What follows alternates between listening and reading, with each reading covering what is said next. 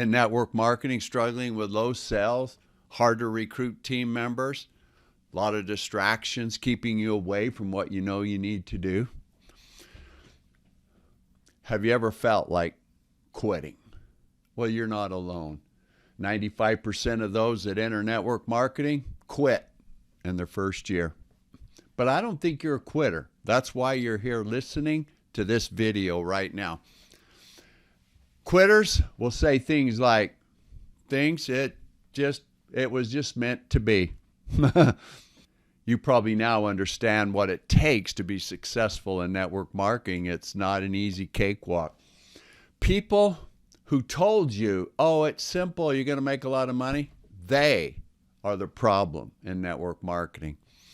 Nothing worthwhile in this life is ever easy. There's always a struggle and opposition in all things.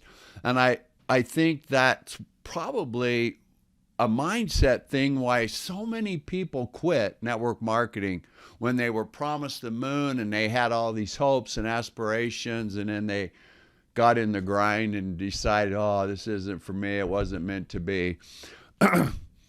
That failure rate, it's always bothered me.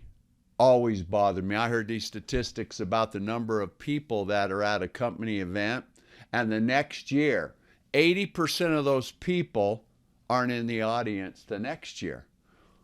Why? I didn't understand that.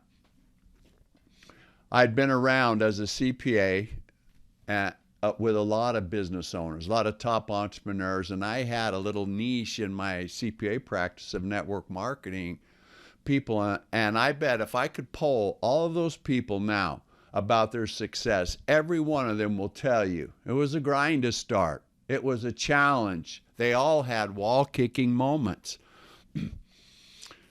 I believe that part of that problem in the profession is people don't tell you that it takes persistence. It takes guts and grit to do this. If you really think about this, you're joining a business. You have to build an online presence. You have to brand yourself as an expert. You have to gain the public's trust. You have to close enough sales just to make your first $500 a month so that you can start paying your way out of maybe some credit card debt or paying off some bills that you had. That is not easy.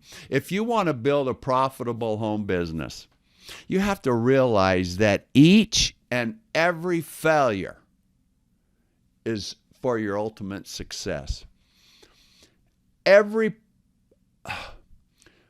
success or failure is a product of you, who you are, what you have done. As Eric Worre said, a top trainer in our profession, there are no failures.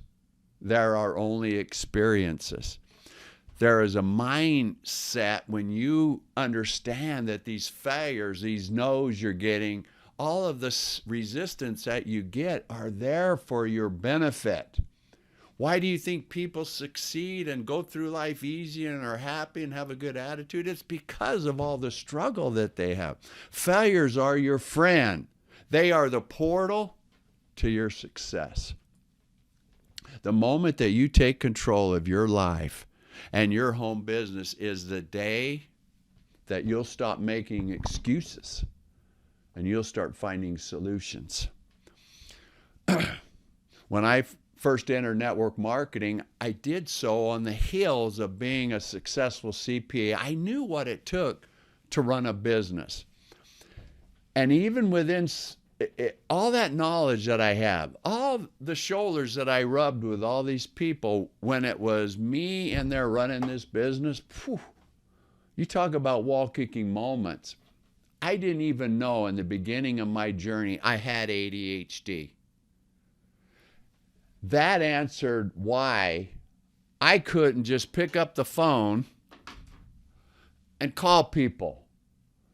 ADHD is a dopamine thing. And when you get rejection or you get conflict, it just like shuts you down.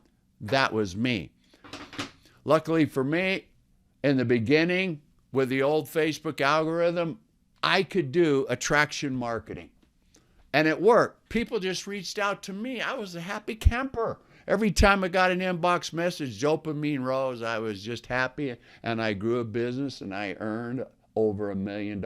And then Facebook changed the algorithm. I'm back now to not knowing really how to recruit. But I kept looking, I kept seeking, I kept moving forward. A lot of resistance. And through all of that, I just kept trying to find the next right answer. And I was sitting in a meeting a little over a year ago. And this entrepreneur I'm listening to on a Zoom, Chalene Johnson, she's sharing her symptoms of ADHD. I pull back and I go, holy cow, I have all of those symptoms. The next day I researched ADHD. I found this website with the 20 symptoms. I had my wife come in. She looked at the website without seeing that was ADHD, and she said to me, you have all 20 of those. That was an eye-opener for me. That answered so many questions. It was the next right answer because I didn't quit. I just kept looking. My mind wasn't in failure. My mind was looking for solutions, and that's what my mind found. If you're having trouble closing, I hate that word too, by the way. We don't close anybody. If you're doing it right, as Lenny Evans says, my mentor, you're opening people.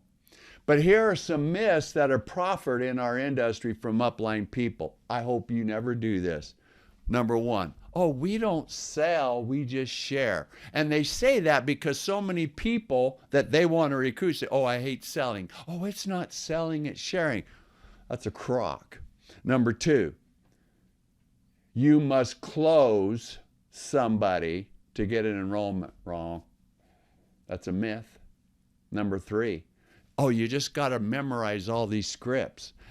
And you don't really have to listen to your prospect's needs. You just use these scripts and you'll move them to a yes. Well, first of all, in my experience, you better learn to sell. Selling isn't that difficult. In fact, if you took a college level course in selling and there was 50 people in this classroom, all 50 would get A+. Selling isn't that difficult. I found a great book because I was looking at the psychology of selling, and Brian Tracy, one of the great trainers on selling, wrote a book called The Psychology of Selling. I highly recommend you get it. Second, this whole thing about closing. When you have a proper engagement with people and your prospect, they close themselves. They're pre-sold because you've offered them a solution to understanding deeply their problem. That's listening. That doesn't take a script. It's just taking you to care.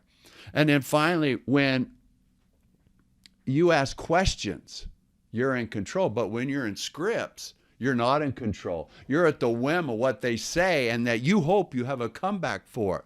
But when you just listen to people because you ask them questions, questions put you in control of the conversation.